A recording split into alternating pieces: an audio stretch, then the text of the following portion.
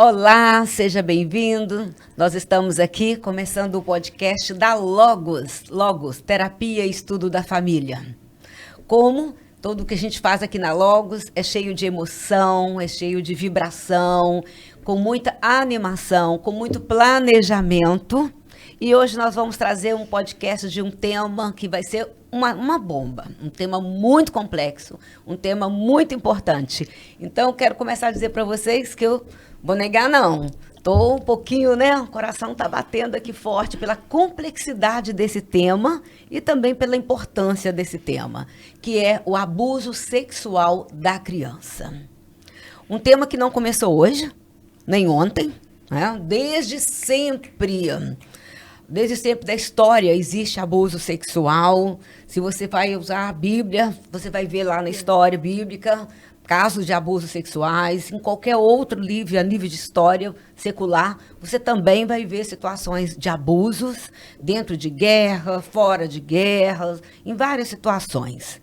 E hoje, mais do que nunca, a gente veio trazer essa oportunidade linda para falar sobre isso. É importante falar sobre isso, é importante aprender como lidar, como trabalhar, como intervir. Então, nosso propósito é trabalhar sempre na perspectiva da prevenção, da proteção e da intervenção. E pensando nesse tema, o que me levou, de onde veio na minha cabeça, eu comecei a estudar e observando que, historicamente, o abuso sexual tem estado mais em evidência, por dois motivos. Primeiro, porque a criança vem muito ligada a esse crescente reivindicação dos direitos das mulheres. Ao falar e ao reivindicar o direito das mulheres, também tem reivindicado os direitos e a proteção das crianças. Até porque, cientificamente estudado, né, e eu li muito sobre isso, 90% dos abusos sexuais em criança são feitos por homens. Então, isso é um dado muito forte, que faz com que realmente seja algo muito ligado ao feminino, não que sejam 100%, mas 80% são feitos por homens. Os ofensores são homens. E, o outro lado, pela crescente também conhecimento e estudo da saúde e a saúde mental da criança. E esse é uma experiência, é uma vivência, é uma realidade que influencia para sempre a vida de uma criança, principalmente a nível emocional, da saúde mental. E eu estou aqui hoje muito feliz, com a mesa linda, numa energia, né? Estou passando aqui entre nós, mulheres, somos 5 mulheres aqui. Gente, a energia é tão forte que quando fomos chegando aqui no estúdio, um olhando para a outra, disse assim, nossa, ninguém combinou a roupa. Ninguém combinou a roupa. Coisa de mulher, né? Combinar roupa. Mas ninguém combinou e todos nós estamos com mesma cor, em tons diferentes. Mas isso fala de uma vibração, fala o quanto todos nós estamos de corações abertos para falar sobre esse tema, sem tirar a complexidade, a seriedade e o respaldo científico que ele é necessário.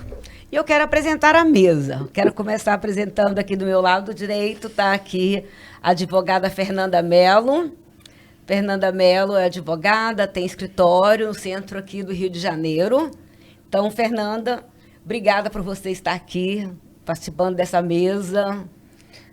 Obrigada, doutora Marisete, obrigada pelo convite. É muito bom estar aqui hoje, podendo falar sobre esse assunto, né? Esse assunto que é tão pouco discutido, e poder trazer um pouquinho a visão jurídica sobre esse assunto. Então, eu me sinto privilegiada por estar aqui hoje falando nesse tema tão importante. Então, já viram, né? Nós vamos ter aqui olhando por alguns ângulos, porque o abuso sexual é melhor e é indicado que se trate numa visão multidisciplinar. E aí nós temos a psicóloga Val. Psicóloga Val, bem-vinda. Obrigada. Muito bom estar aqui, como a doutora Fernanda colocou.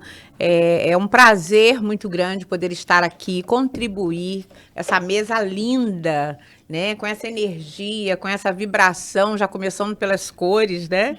E a cor que nós nem combinamos mesmo, mas já estava, eu acredito que já era do nosso íntimo, já na nossa mente, trazer uma representatividade, né? Não como a doutora Marisete disse, nós não vamos aqui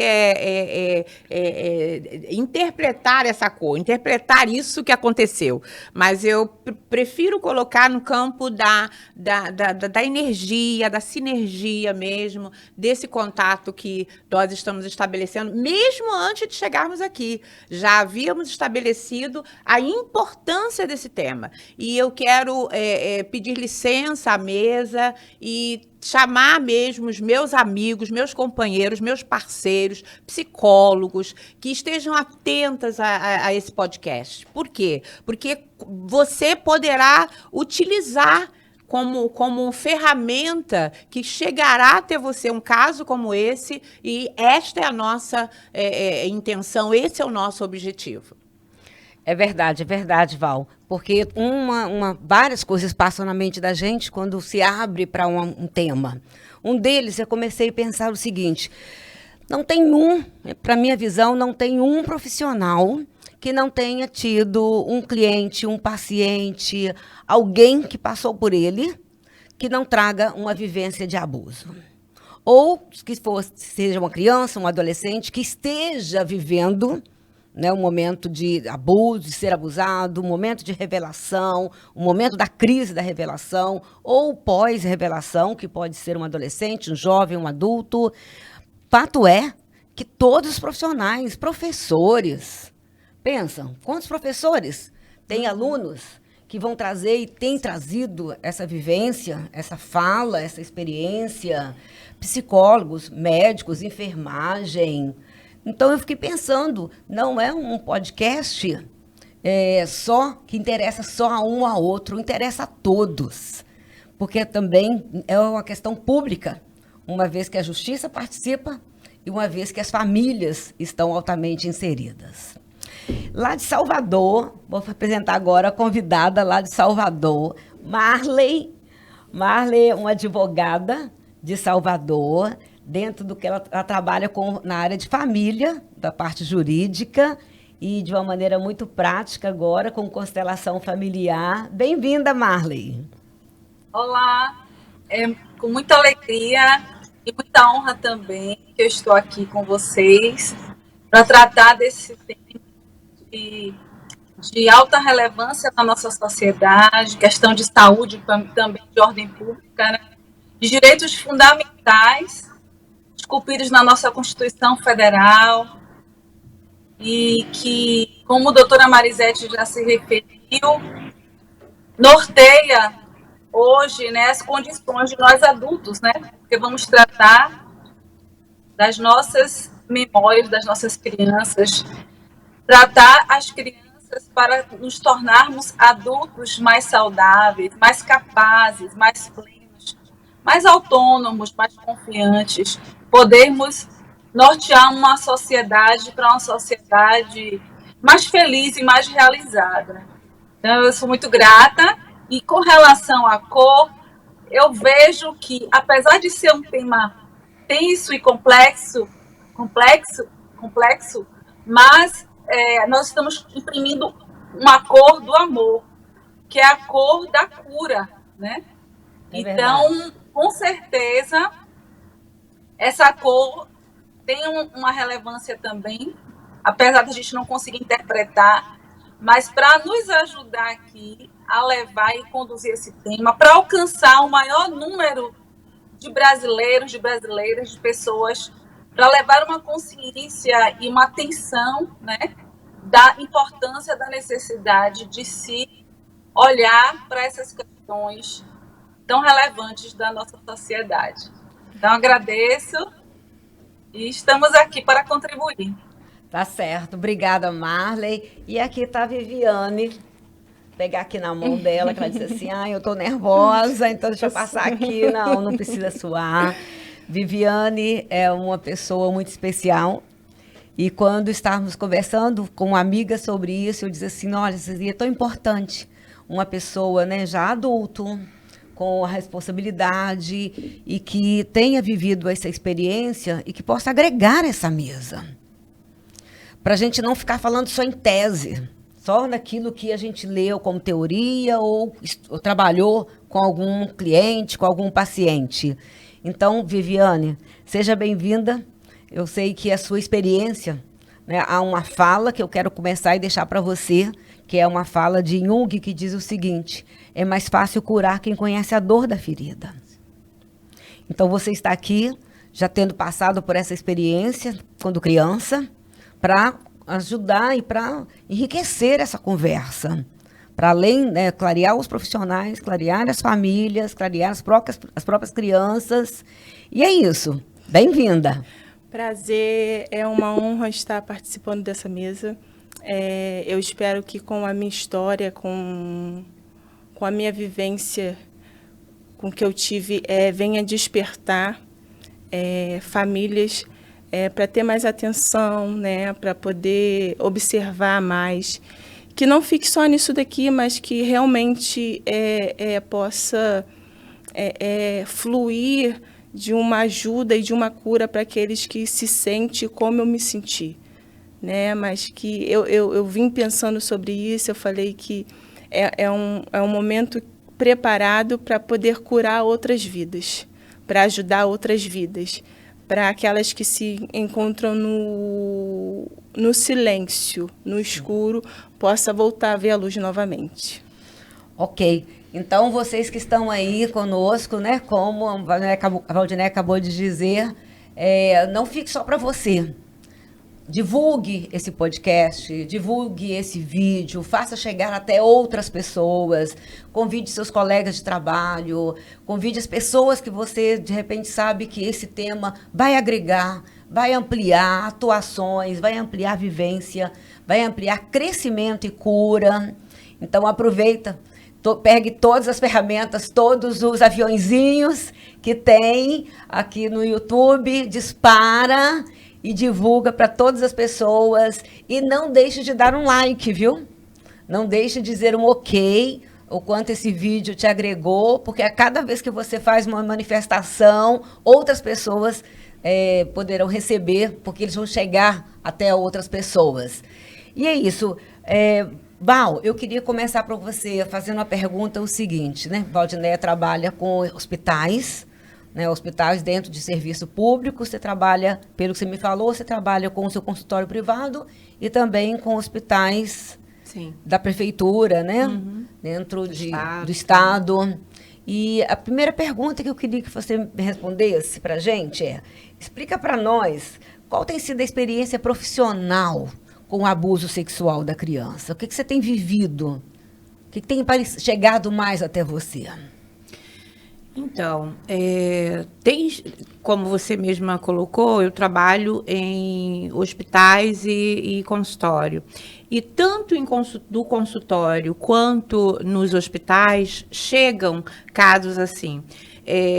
Mais provável e acontece mesmo nos hospitais, porque existe uma formação no Estado, na Secretaria de Saúde, não sei se vocês já chegou até vocês e o público também, não sei se sabem, mas dentro de alguns hospitais tem um trabalho do grupo de violência. Então chegam todo tipo de violência, chegam até nós e a equipe multidisciplinar faz o atendimento. Então tem o médico, assistente social, enfermeiro, psicólogo fazendo o atendimento. Então, na maioria das vezes, os casos de violência, que é o grupo GT, que é o grupo de violência, na maioria das vezes é abuso sexual. E o abuso sexual em criança.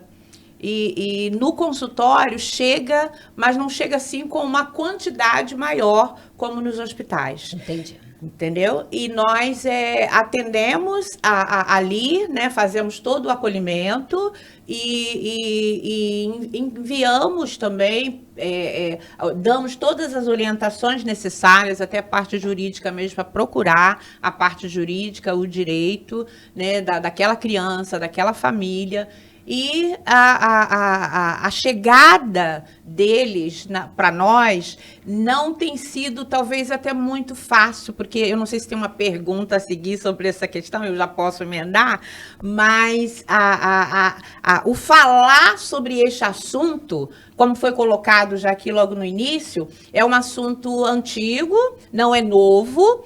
Desde as histórias da Bíblia, nós vamos ver alguns casos que ocorreram, mas não se fala. Nem no seio da família a gente costuma conversar sobre isso. E quando chega até nós, pelo menos no consultório, a minha experiência e nos hospitais é que tem uma dificuldade, mesmo que chegue já com fato, com ato, mas tem a dificuldade daquele que levou aquela criança, tanto no consultório quanto no hospital, para ser atendida, tem a dificuldade para falar sobre a questão. Entendi. Então, a gente tem 3 tipos de abusos, né, com criança.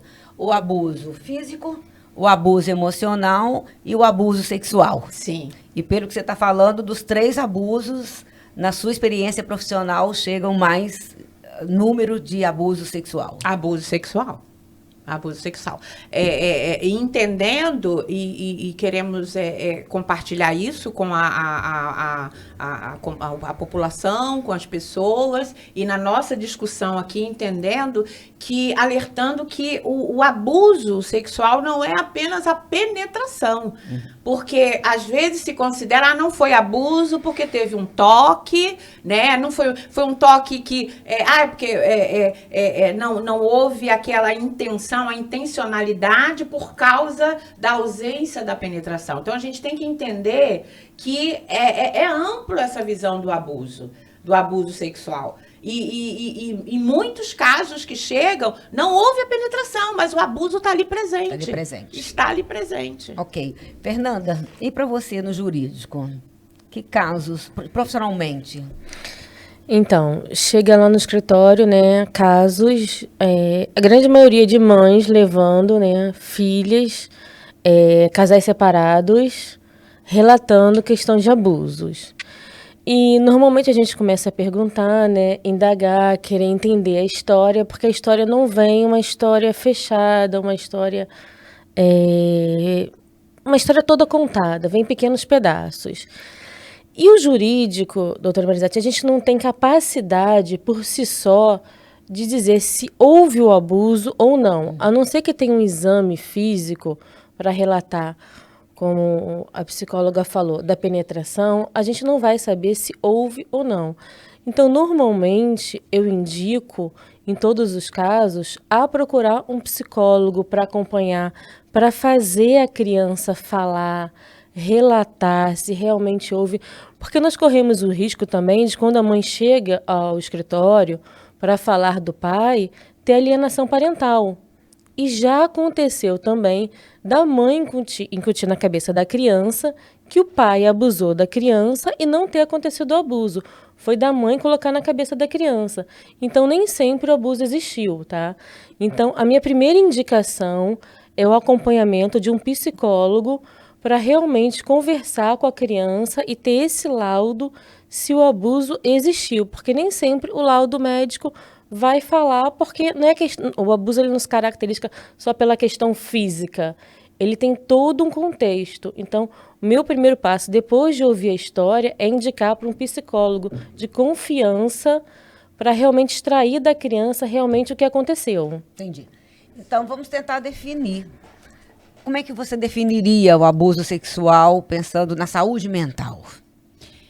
Eu estava pensando exatamente sobre isso quando vinha, e para tentar contribuir mais, porque a nossa proposta aqui, né, essa contribuição, é estender um pouco essa conceituação, que seria, a meu ver, né, a minha construção dessa conceituação é a tentativa, o abusador ter a tentativa de aniquilar a vida daquela criança.